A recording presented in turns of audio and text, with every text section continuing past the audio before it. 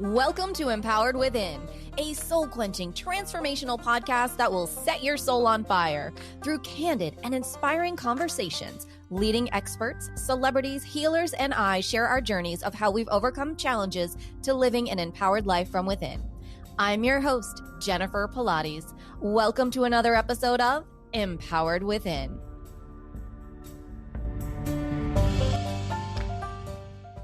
Hi there. I am so excited to introduce to you today my beautiful friend and soul sister, Shannon Kaiser.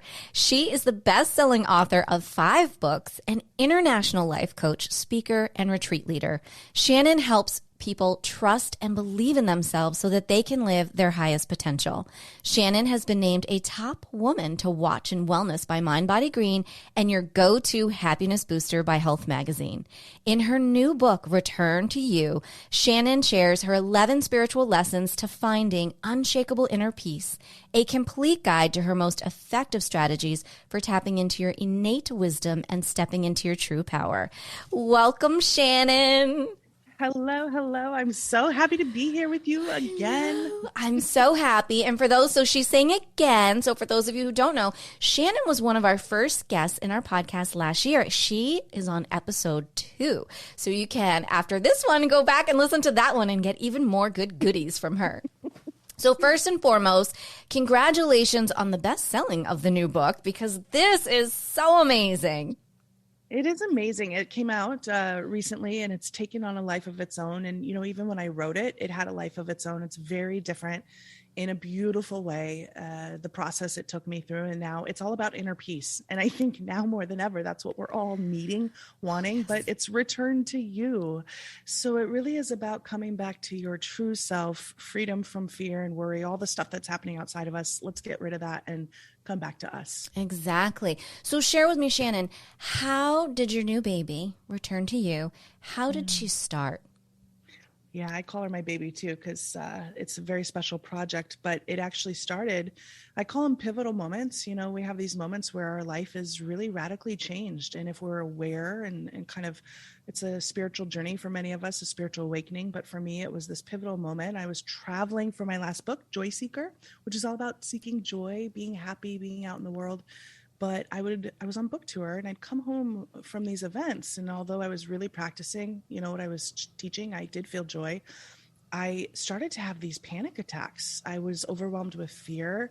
I started to break out in cold sweats, and my inner voice, the ego, not even my inner voice, the ego was saying, who do you think you are to be in joy? The world is in such a desperate place. You can't be happy. There's so much, pain out there. It was so nasty. Now, I had a history of suffering from depression and anxiety several years prior, but I had healed myself through my spiritual journey and also in stepping into my purpose, doing the work I do. So interesting enough, this anxiety stayed with me for quite a while. And I recognized that it was a training ground, if you will, because I recognized we live in a school called Planet Earth, which is lesson 1 in the book. And I was taking myself through really a step-by-step process to discover what is inner peace truly. And I discovered it through the contrast. I couldn't, in Eastern philosophy, they talk, you can't know something if you don't know the opposite. So for me, my anxious and panic attacks led me to really understand what true peace is. That is beautiful. Oh, thank you. And we had quite a little party here for a few minutes pre-show. And, I'm jumping up and down in my seat and I'm saying, I've read the book twice. I've gone through 4 highlighters. My world shifted after the first chapter. Dramatically, I would even say within the first chapter. And so the part that I want to talk about is in your book, you actually give permission. You give permission to not needing to be consumed by the world and the events and the media and everything that is around us, that is making us feel out of control, and we don't even realize it. And there's a moment in this chapter where you talk about you've gone out, you're going to, I think it was dinner with your friends, and you're sharing with them like, holy batshit crazy, the world is melting, I'm researching, I'm looking all this stuff because I want to know what's coming so I can be in control, i.e. I'm prepping. And I was like, shall I raise my hand and admit to being here too? Because I'm thinking being prepared is being in control, and this is a good thing. Right. And you came up and said, girl, no. So will you share why we think searching out all this information and needing to know what's happening and prepping, we think this is a good thing. Tell us all what it really is.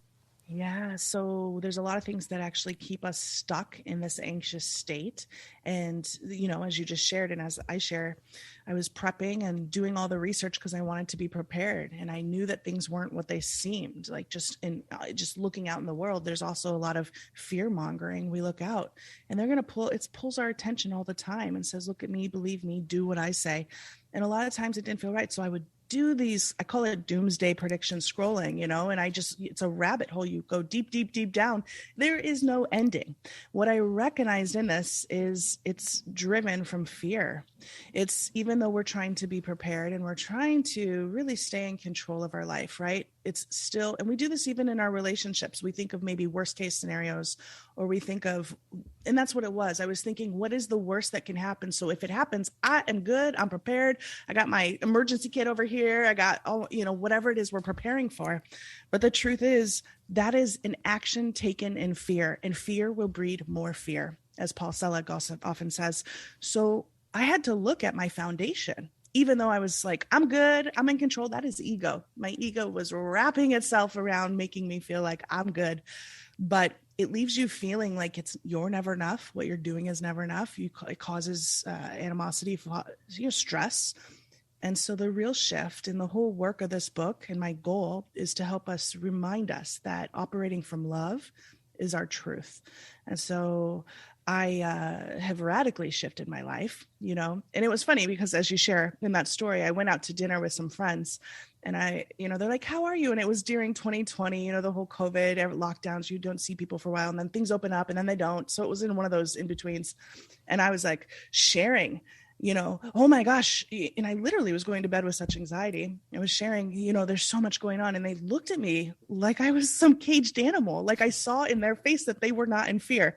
And that's when I realized I'm trapped in my own fear and delusions of what might happen in the world. I think we all do this to some extent.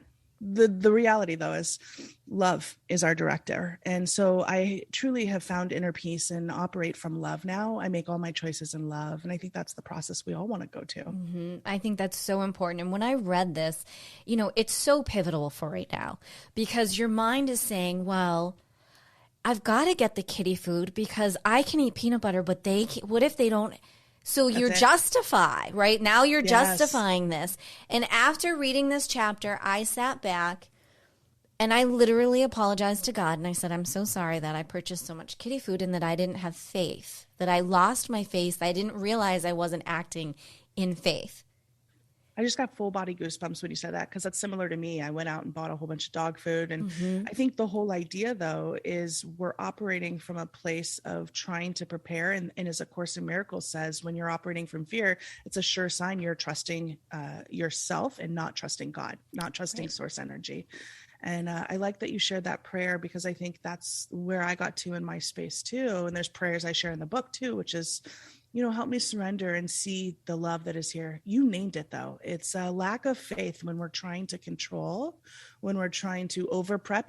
No, don't get me wrong. It's really important. Even in my conversations with God, it's like, if you feel safer having kind of an emergency kit in your garage, then please, of course, we want to do like a balance is what we're really getting at. I think the ultimate kind of end process or real flow is to align with God, though, and really let that lead us, because faith is freedom from fear, which is a lesson in the book as well. Right, which is another incredible lesson, which brings me to, out of the 11 lessons in the book, do you have a favorite? I love this question because everyone's my favorite as I'm reading it, but my true favorite, and you can tell as you've read my other books, is lesson 10, nothing real can be threatened. And the reason why, I was on reading the book, I got to read the audiobook, and we were in the sound booth. I went to Sounds True, my publisher in Boulder. And I remember reading through the book, and the sound editors were all feeling more peaceful. And then when I got to this chapter, I had to take a deep breath in, and I'm like, okay, here we go. And he's like, yeah, with a chapter head like this, I see we're going deep. And it was just so funny because this chapter Nothing real can be threatened. Herein lies the peace of God is the full quote from A Course in Miracles. And it talks about the biggest war we are fighting is the war within our own selves. And it's a process of, I was fiercely independent for me. I still am. I like my independence, but it was I'm good because I didn't want to allow love in or allow myself to receive. So this chapter is about allowing yourself to really heal on the inside. And I'd be interested in hearing your take because you've read the book too. But that one to me, because I'm an author and because I'm on my own spiritual journey, was the deepest one for me to put, because I even talk about, near death experiences and people who cross over and come back. So I put all my beliefs out there, and I needed to share it though. Yeah, no, there were, like in the beginning, my life completely shifted, and then I was deep, and I had my notes, and I'm doing, because you give good practical little assignments at the end of each chapter, and so I really went in. I was dedicated. I said, okay, I'm going in, and then when I got to that chapter, and I was like, oh, as you said, we're going there. Okay, so this is another layer. So I went a little bit deeper. And you really, again, my soul sister, we spoke earlier. I said we were clearly in the same womb and separated at birth. You talk about, I got this. I don't need anyone. I'm Miss Independent. I'm this, I'm that. And I'm like, okay, there goes my hand again. Like 100%, not recognizing that is actually a trauma response. Exactly. And I'm wondering, if you could, dive a little bit into that, because there's a lot of us out there. One, we were actually bred, some of us because there was trauma that transpired that brought us to this place. And I think once we can shine the light, and you talk about this a lot in the book, if we can shine the light, then we can transmute the dark. We can understand it and work through it and allow the love in. That's it. It's about allowing the love in. Sometimes this fierce independence, I'm good, I got it, whether it shows up in your business. For many years, I didn't even have an assistant. And it shows up in relationships, pushing people away. It also shows up in not asking for help. And I think we as women, empowered women, it's also cultural conditioning. Like, I got it, I'm good, I'm an empowered female, fierce lady, goddess of, my world. But the truth is, it's a trauma response in the sense that we're not letting love in, because allowing yourself to receive, whether it's help, whether it's support, whether it's even vulnerability from your relations and communications with others, that's getting us to a place of, we are protecting our heart because we don't feel worthy, but also because there's something in our past that made us feel like it's not safe. And so the most beautiful process, and that's why this chapter is my favorite, I think the deepest amount of healing can come when we truly piece ourselves back together. It's almost like we split away from ourselves. That's what I start the whole book with, is like that moment in my childhood where I split away. It was more important to fit into the world and be liked, even though it was a false version of myself, but something was missing. So this is coming back to you. And this chapter is where it brings everything back together. This it comes back to worth. And there's some questions. It's, you are worthy of love. You are worthy of being seen, of being validated, of being in this world, of getting support, because support is love. And this is the chapter where I say one of my favorite quotes is, acknowledgement is love. When you acknowledge someone, when you allow yourself to be acknowledged in the world, that's a form of receiving love. Mm-hmm. That's what we're all looking for right now. Truly. I mean, this chapter really sat me down, me down, tears. And I thought, wow, okay. And, for listeners out there, if this happens to you, instead, I would say months ago or years ago, I would have been like, oh my God, why am I being so emotional about this? It was because I'm realizing, you know what, I've been healing, much like Shannon and everyone is. There's some work to do in this area.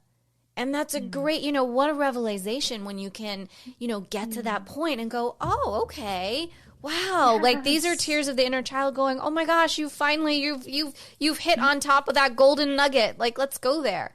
It's so safe. And that's the thing I talk about. It's the work, and the work can feel hard and scary, but that's why we stay anxious, depressed, worried, addictions stay in our life. But when we start to go into this, we realize it is safe and these emotions want to be expressed.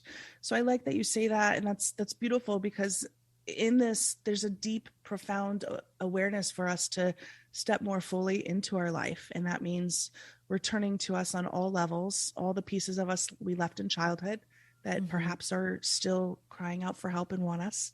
It's a connection back to self. So yeah, that's definitely a process for us, but it's beautiful. Yeah. It's safe. It is beautiful. And your whole book is incredibly beautiful and incredibly safe. And everyone that reads it, I feel, will definitely be reading it at the right time, at the right place, and get exactly what they need out of it. And I was sharing, like, this is now the book that stays on my desk.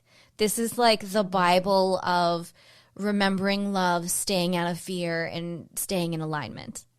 Yes. And that's beautiful that you say that, because I even organized the book in a way that I was wanting it. The book kind of talks to me as the author of how it wants to be laid out. As you see my other books, there's different ways, but I wanted to have life truths presented throughout the book.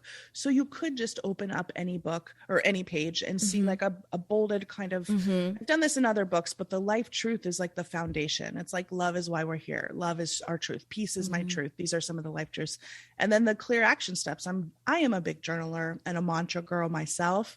So I wanted to put lots of different resources, because not everyone learns in the same way. So if you're a journal person, go to those journal questions. If you like the mantras and the prayers, these are your tools. There's quizzes in there. So that was a goal for me too. So I'm glad you're saying it's resonating and on your desk always. 100%. I mean, it's so well-rounded. And I was even saying pre-show, like not that I'll always read books, but this is, for the spiritual healing aspect and, healing on any journey that you're in.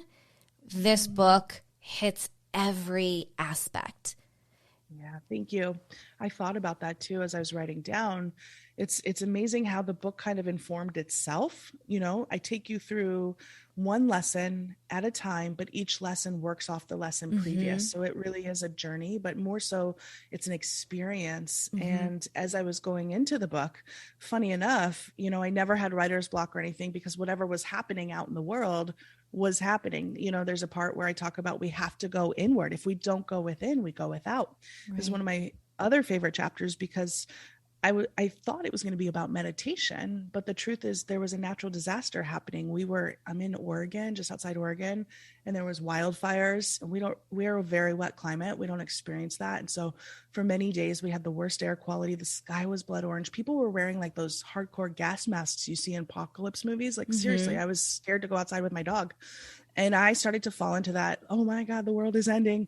But I caught myself and realized, wait a second, if you don't go within, you go without. Not only can I not really go outside right now, but with the COVID lockdowns, I had to be inside, all that. So it was one of those things where it's like our inner world is beckoning us to go in, because the outside world will not give us anything. And we've been living in a world and conditioned in years and ancestrals passed down to us that you need to be out here, chase, look like this, do this, believe this. It is fleeting. It is failing all of us. And so that's really why I wrote this book, because your inner world is your golden ticket. That's the true return to you. It really is. And again, it just gives you permission to tune out so that you can tune in. Yes, tune into that's exactly it. And really just listen to yourself. And I'll say, after that first maybe after the first 2 chapters, I could have just read this in a day. But this is, for me, this was not a book to read in a day.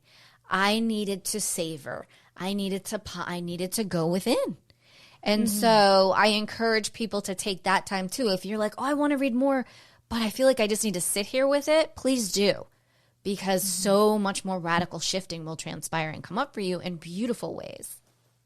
Yeah, it's funny too, because I thought about this book is about inner peace. It's the lessons to inner peace and how we can, but really it's a philosophy of life. It's a way of being. It's a lifestyle. It's a way of choosing love over fear. And moment by moment, we have this process, whether it is a relationship. There's a whole chapter about releasing relationships that are not aligned. I was going through a lot of relationship reconciliations because some of them, I didn't feel good. I felt like they were demeaning. I felt like they didn't respect or really support me. And I was doing a lot more for them. And I had to look at that. And that, again, was a tendency of me overgiving as a child because I wanted to feel worthy. I wanted to feel loved. So I'm going to overgive to you, even though you're not giving me anything back. So I talked through that process. And then there's also relationships that are serving us, or whether it's a natural disaster, or whether you're really having anxiety because of your future and the fear. And I will say that probably the one of my favorite chapters, just because it's the core of all the work I do, is your purpose is personal expansion. And from day one, even my coaching practices is all about getting into alignment with your authentic self, your true life purpose. Like, what are you here on earth to do? And, sometimes we feel like we don't have a purpose. And so that causes anxiety.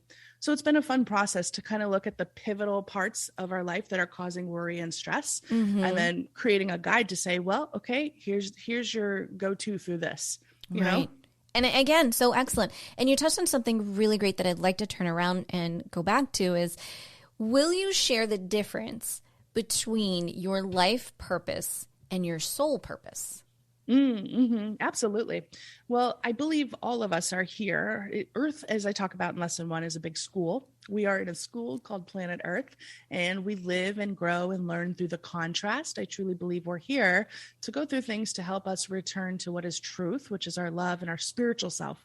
So we're spiritual beings, having a human experience. We've heard that a lot in the spiritual circles, but our life purpose is to grow and expand into more love, to understand what love is. Sometimes we think my life purpose is that job or that career, that accolade, that, when I first left my corporate and advertising, I was like, what's my life purpose? Oh my gosh, I'm a writer. That's it. No. I love writing. I see now. And I love being a coach and being here with you and having podcast chats, but that's not my purpose, right? That's where we fall into, because if all that goes away, then the ego is going to be like spinning out of control. But if we're doing things with love, then that's going to connect us. Whereas our actual soul has a different assignment. And this is really fun for me too, because in my private practice, I talk about the soul's journey. And there are a lot of ways that your soul may have elected, so to speak, raised their hand and said, I'm going to go to planet Earth and I'm going to learn. And one of them, there's a lot of different ones. There's maybe 8 that I go through. There's more, but one of them is like to learn how to heal karma, or to play out karma, whether it's from the past or to kind of make things right again. Another one is to play in the wonder of it all. And that's one of the reasons I wanted to name my website Play with the World, which you can also go onto for resources. But it's not just about playing and not taking things seriously. It's about really seeing the beauty through the contrast. And right now we're in a world that it looks crazy. If you're tuning into out there, then it looks like we're falling apart, and it's constantly social media, news cycle, wars. It's just not shootings. It's nonstop.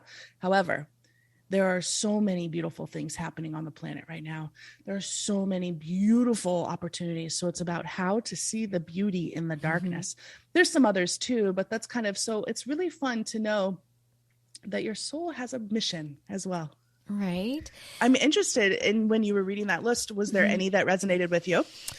There were, and I wrote them down. So definitely the spirituality, the education, those definitely like stuck out for me. And then I thought, and then it was like sort of my ego was trying to be like, but what about like business or something? And I'm like, well, yeah, but this, if I'm really being honest, helping people and serving that's been my mission since day one. Yes. After Pilates school, it was like, if I can help one person to not feel pain, that was my mission. And so, and now it's, it just has snowballed into, like into the Pilates training, turned into the coaching, which turned into the podcast, which turned into just helping everyone to heal and empower themselves.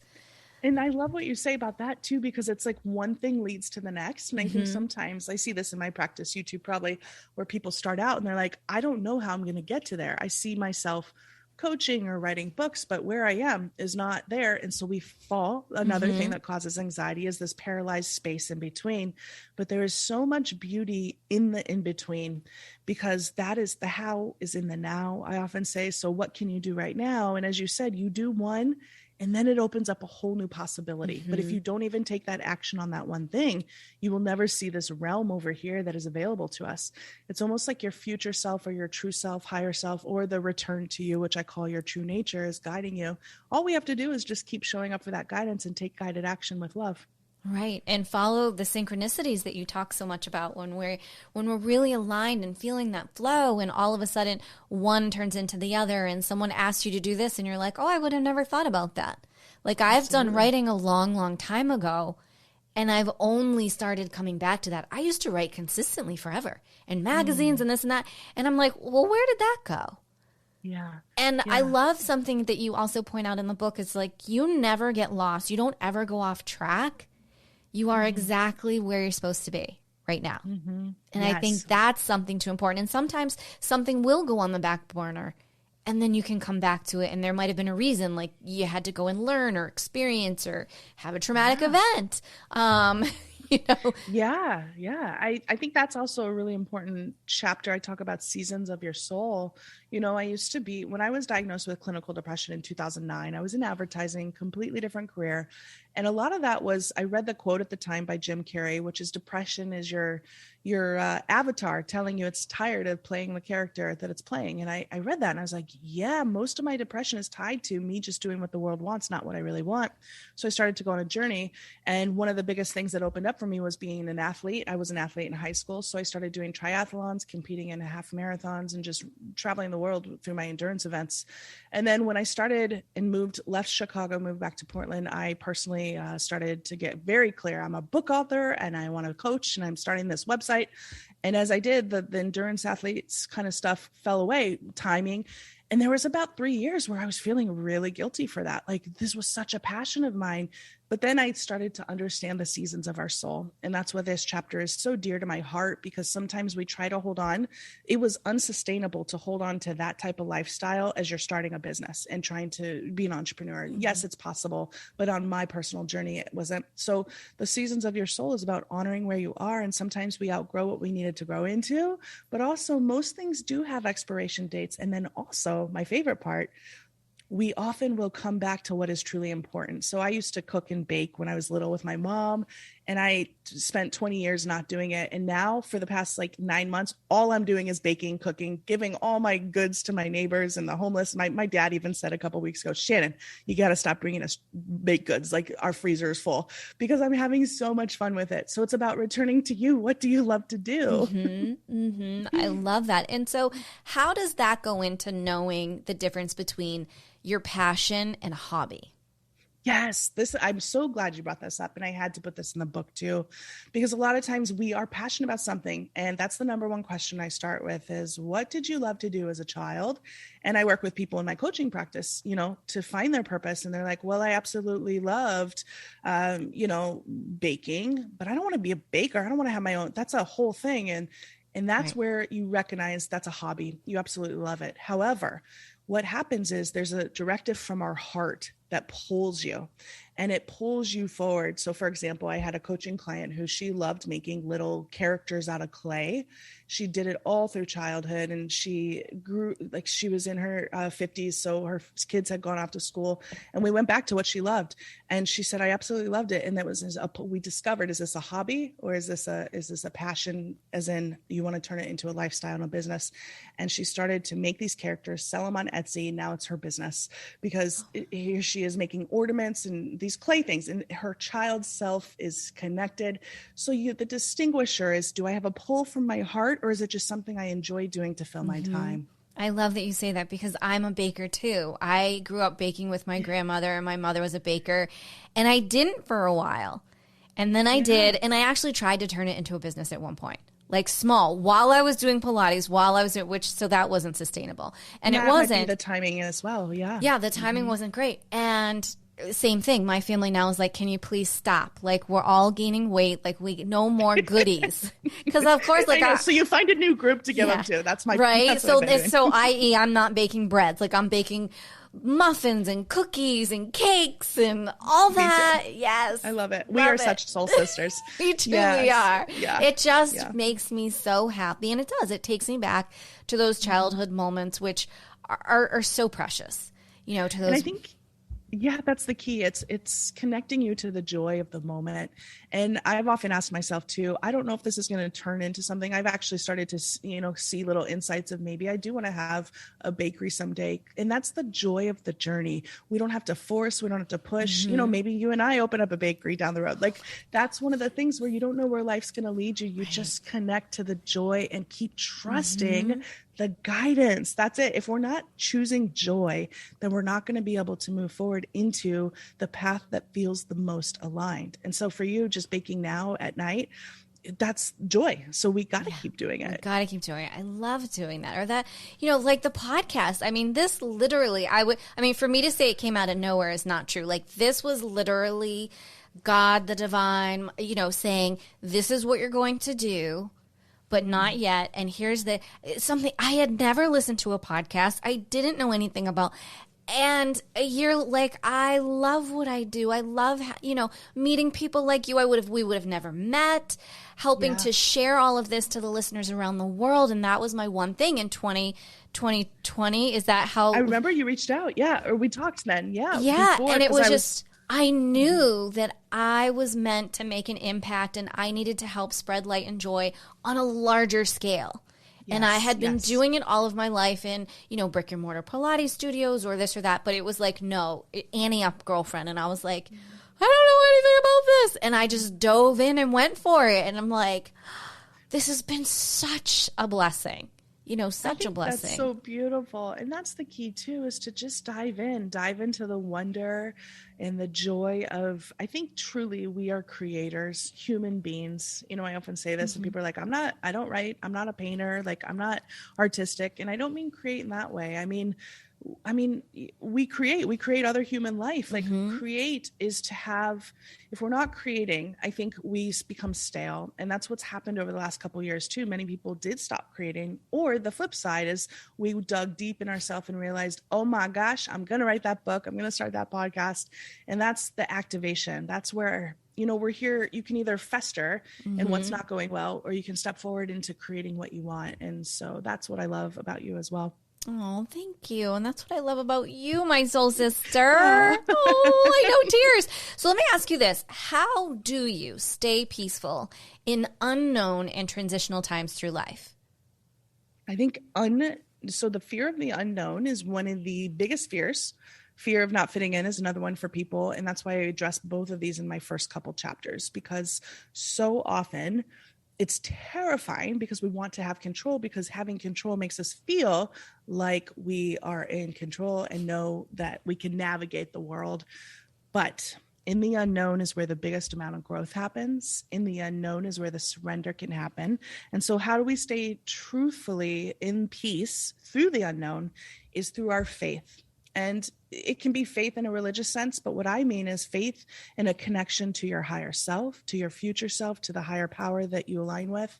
Faith in love is really what it's about. Because even I've traveled the world, all religions come back to love and love in one form or another, and we identify with what we reach for. So to me, the more, and I started to share this and I noticed something in 2020 and 2021, here we are in 2022, I noticed the people who fell into fear, and this is kind of a blanket statement, I don't mean it in that way, but the people who fell into the most fear were the ones that had the least amount of faith. And I have a whole side of my family who is very religious, and then another side who's not. And it was just interesting to kind of see the development, and not even with my family, but just with neighbors. And it could be faith in what you believe in, but to me, it's God, it's source energy, as I talk about divine love. And that's one of the main ways I was able to stay so grounded and connected through some of the most disturbing times we've faced as a culture, because I had a prayer practice, I had a meditation practice, I had a daily. One of the things for me was connecting to earth. I think there's an immense power in Gaia, the earth energy. So I would ground every day, which is taking your bare feet, if you have a backyard, or I live in a condo, so I went to the park and I just connected. And the energy you get from earth is healing. So these are things that I do daily, and I think we can all implement. I agree. I mean, my non-negotiables are my walks in the morning and in the evening. It clears me to get ready for my day, and then I clear out my day by just going. And I say that my walks are also a form of meditation. That is when I get some of my most inspiring ideas or thoughts that come through, and it's gangbusters. It's just such an incredible time. Yeah. And I like that you say that, because I think for me, meditation is not just sitting on a pillow, zoning out. When we're talking about inner peace, it's not being at peace all the time or being the Buddha under the tree and escaping life. It's about activating in each moment the peaceful awareness that is available to us. And so when you're walking, that's a form, when I was in endurance athletes, I would run a lot. That was my meditation. So doing what you love daily and making that a non-negotiable is really the key here. That's how we find more peace. That's how we find more joy. Absolutely. Do you have, and is it fair to call it even a traditional meditation practice, or do you have Shannon's meditation practice? I do a little bit of both. I don't have a every single day I'm going to sit in my chair and zone out kind of practice, but I make sure that I'm always kind of connecting inward, whether it's on a nature walk, sometimes even washing my hands and just really smelling like the lavender soap, like that's meditation. However, I do anywhere from 5 to 30 minutes a day I have guided meditation albums. Sometimes I listen to those. I like listening to soft music that will help me go inward. I have a Peloton app. I use those meditations quite a bit. So every day, minimum 5 minutes. Usually it works out to about 20 to 30 minutes a day. That's great. Yeah. I love that. I do something similar. I have a Reiki music that I lay down to, and whatever comes in, just come. And sometimes I think I'm asleep, but I don't think I was sleeping, but I was somewhere in between worlds. And like that's why, and you wake up and you're like, oh my gosh, it's a new day. Or you get up, I should say, and it's a new day, and it feels amazing. Yes. Yeah. Another thing is during my self-care, like I love baths, love them.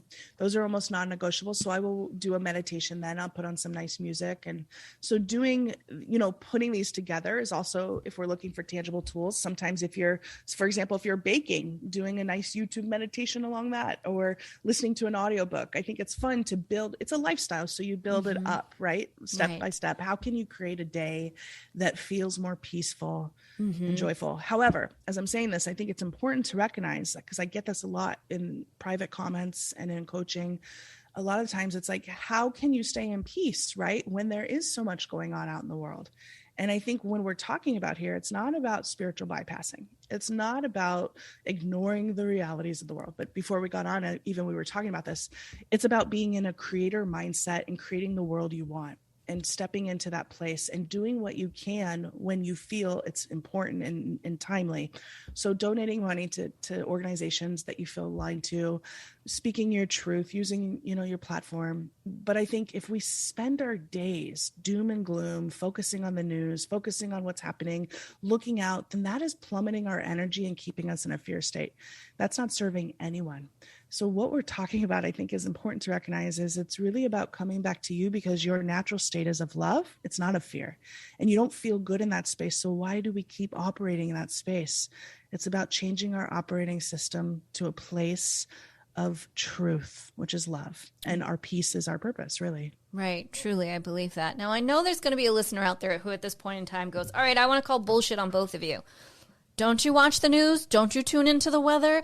Don't you do astrology? Don't you look at if the planets are in a hot shit mess? Like, come on, y'all. Don't you do all that? Absolutely. I know. I think about that too. Yeah. So the thing that comes to mind first and foremost is, of course, but here's what focusing our attention on that is keeping us in a low vibration. So looking at it and being aware, and then I often say, turn your resistance into assistance, because so often we are resisting what is. There was a time, when I was in my doomsday predictions, I was like, oh my gosh, it's going to be a natural disaster. It's going to be this, more shootings, like now war. It's never going to end, because we are on planet Earth, and thinking that the Earth is going to look different is where we get caught up. So what we are actually here to do is to focus on how can we create a better life for ourselves and others? How can we help those? So if you're resisting what's happening, oh my God, the world's falling apart, right? I get it. I was there. Oh man, was I there? But it wasn't serving anyone. It was actually hurting the world, and it was keeping us in that state. So I say it's important to be aware, but more importantly, what can you do? How can you make a difference? So for me, I was joining, organizations that I believed in, starting to send money to companies that were important to me. And most important, I started to opt out of things that I didn't align to, unsubscribe from certain things, don't go on social media to certain pages. How do you feel after? If you feel, and I talk about this in the book, if you feel more worried, fearful, desperate, hopeless, these are things that are inducing more fear. Why are we choosing this? Let's shift into what makes us feel uplifting, united, hopeful, love, peace. There's a lot of that happening. And so it's just about where you give your attention. And I think the most important thing is to just ask, okay, well, what can I do? Because festering and feeling hopeless does nothing for anyone. No, and you're actually sending mixed messages to the universe. You can't sit there and have a vision board and have a gratitude practice and in my opinion, and turn around and watch the news and not think your vibration is not going to lower. And when it lowers, all this beautiful practice that you just did is now kapooey. Yeah. I think I'm just, thinking of people I know who do watch the news, and they do it because they say, I want to be informed. What we have to recognize too is the news in general is a game, if you will. I come from a background of advertising, so I understand. I also have a journalism degree, and I know that there's things called clickbait. There's their whole mission, and even Tony Robbins talks about this in his lectures too. Like, they are a marketing machine, and they know that fear keeps people locked in. So they're going to align their headlines. They're going to cover things. And also, I've kind of gotten to a place too where I even talk about it in the book. I don't really trust the news. I don't. And I'm pretty unapologetic about that, because we're not there unless you're physically there and you see it with your own eyes. Things can be manipulated, things can be photoshopped, things can be changed. And I think it's important to talk to people who are going through things and experience these and see how we can help. But the truth is, most of the media is not something I really align to. Yes. And I know that that's something we both agree on. It's not, I don't. My mom will be like, she'll say, like, oh, did you know there was a tornado? She did this to me the other day. So how did you feel about the tornado that almost came here? And I looked at her and I go, what tornado? And she goes, do you not watch the weather? And I said, no, I don't. Right. I don't want, like, Mom, I don't watch the news. I just don't. Now, every once in a while, like if there's a certain rally or something and I'm wanting to tune into something, okay, fine. Because I know it's going to be uplifting, not because it's doomsday, but I don't watch the news. There are times where like friends will say, hey, like someone said something to me yesterday about something that was going on. And I said, I'm not really participating in this movie anymore. So I'm kind of good. That. Like, I know that God has a plan. I know we're all going to be fine. And hey. And, I love that you say that too, because a lot of the things too, when I see it, and that's one of the reasons I had to write this book, because it's about step-by-step intuition development. And I think when your intuition is fully intact and aligned, we can connect into, does this feel true? And there are a lot of false flags out there. There's a lot of manipulation in the media. There's a lot of advancements in technology, like CGI stuff, like they can make people look like, you see movies lately, people look different. We're living in a world where there's a lot of manipulation. There's a lot of illusions. And so the process, my mission, your mission, is to help us connect to love. God's love is here. And like you said, God's got this. I often say that too. In the book, I talk about that. Like, don't make any choice that is in fear. In the beginning, when I saw this happening, I was thinking, oh my gosh, do I need to like go move out to the forest and, get off grid? And me too. It's like, me too. I was like, Mom, we need a house. We need a garden. We need a helicopter. We need a boat. We need to have all our exits covered. And she was just like, oh my God. Yes. But I was serious. I was too. I'm with you, because I was going through that, and no amount of like panic can save us from that, except for recognizing that that is fear. But it's also, like you said, trying to be prepared. But truly, I had to stop myself, and I called my friend Summer Bacon and Dr. Peebles, and they said, don't make any choice in fear. Fear is going to create more fear. Recognize that you are always exactly where you're supposed to be. God is always going to put you right where you need to be on earth. And so to the person who's saying, why there's wars happening, how dare you talk about peace? I do hear that, but we are where we are because it's part of our own soul's journey, but it's also part of where God wants us. So what can you do with where you are and align and know that in each moment when you are connected to that source, that truth, God's voice will talk to you and let you know, okay, it's time to move. It's time to take a new job. It's time to go to this country. And so we keep honoring that step by step, moment by moment. That's the real beauty and peace available to us. It really is. And it's so beautiful that you brought it back to that, because when we do trust our own intuition, that's when you really know, like, do I still want to get an RV? Yes. would I still like to have a piece of property and have a garden? Yeah, but it's not from a place of lack or fear now. It's because that's really where, when I release all of that fear, that it's still in my heart going, oh, while I enjoy people, I also really like not being around people. I enjoy being in nature. I would adore to have a house on a lake and have a garden and be good at it, because I don't know if I have a green thumb. I've never really experimented with that. But an RV to travel around the world or at least the United States, and bring light that way. Absolutely. Yes. And I feel that that's the key. Is it expansive? Does it make your heart open up, or does it feel like I have to do this because I'm running away or trying to protect myself? That's it, right? Right. And there's no wrong, really. It's just, where do you want to align to? And it feels a lot better to be in love and expand and make those dreams. So just let me know when you get that RV. That's pretty awesome. Well, I'll tell you, yes, she is on the vision board. I have narrowed it down to the perfect one at this point in time. And I literally I was going on a ride the other day, and I said, you know what? I've got to go see this one in person. No lie, sitting at the red light. Here she comes. Goosebumps. And I was like, she is perfect. That's how it goes. That's how it goes. And I thought, okay, so I'm getting closer. So we're getting there. Yes.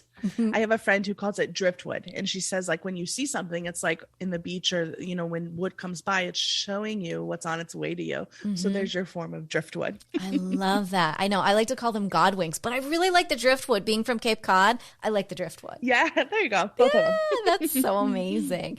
Oh my goodness. So Shannon, we are getting to this time in the show where I ask this one pressing question. Are you ready?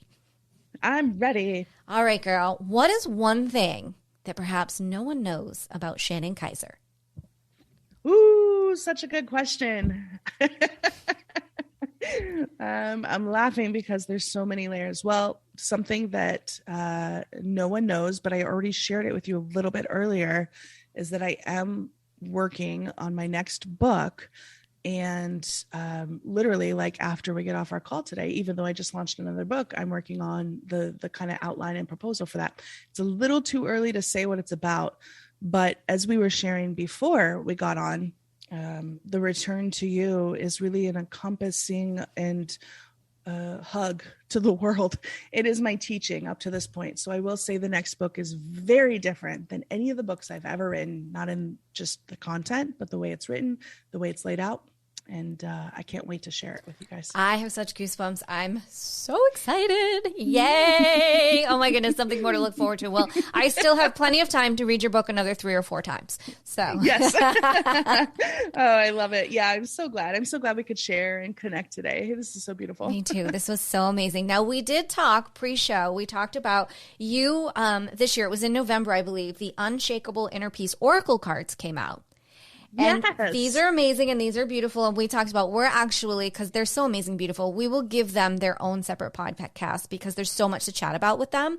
But we did talk about how I personally feel, as do you, how accurate they are. Every day I'm pulling one of these cards and they're just amazing, amazing, amazing, amazing. Would you do us the honor of pulling a card for us today? So I will say that Unshakable Inner Peace Oracle cards is really a sister companion to the book Return to You. We almost, with Sounds True, my publisher, we kind of almost thought about, that's why 11 Spiritual Lessons for Unshakable Inner Peace is the subtitle of Return to You in the book. The Oracle cards, I started to design. I left advertising and I was a designer, and I sat down to help with my own anxiety, designing these little collages, and I would print them out and they would help me each day. And then in meditation one day, it said, you need to make this an Oracle card deck. So this is the first kind of process that I have put out into the world that is both my graphic design. And I love these. I love that you feel they're high vibed. Stunning. Yeah. Stunning. Like nothing I've ever seen or put in my hand before. The embellishments, the pictures, it's just... Oh, thank you. Stunning. And then the messages that go with them are very key. They're the life truths that are shared throughout the book as well.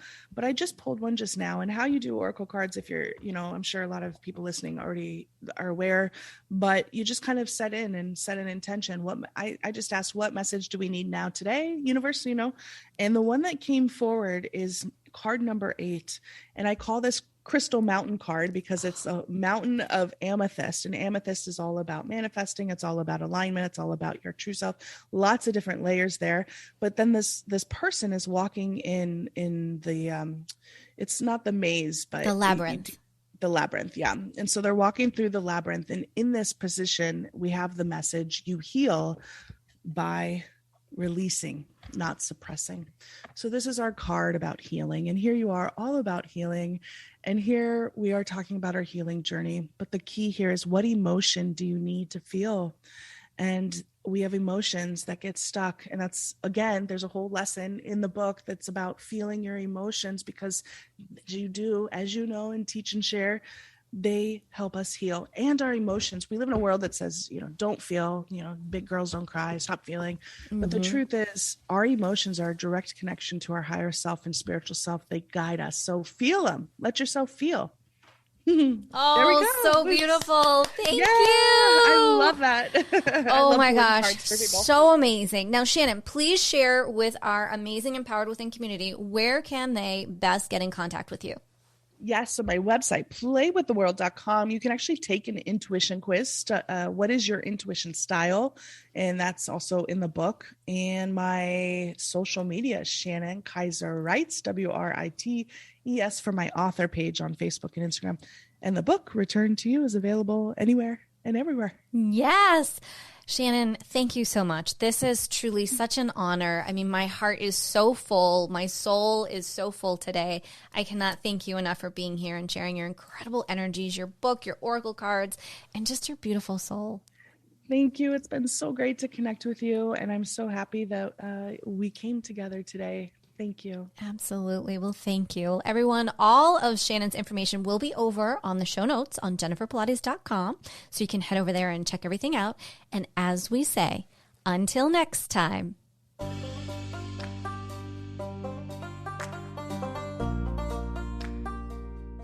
Thank you so much for tuning in to another episode. Please remember to rate, review, and subscribe to Empowered Within with Jennifer Pilates.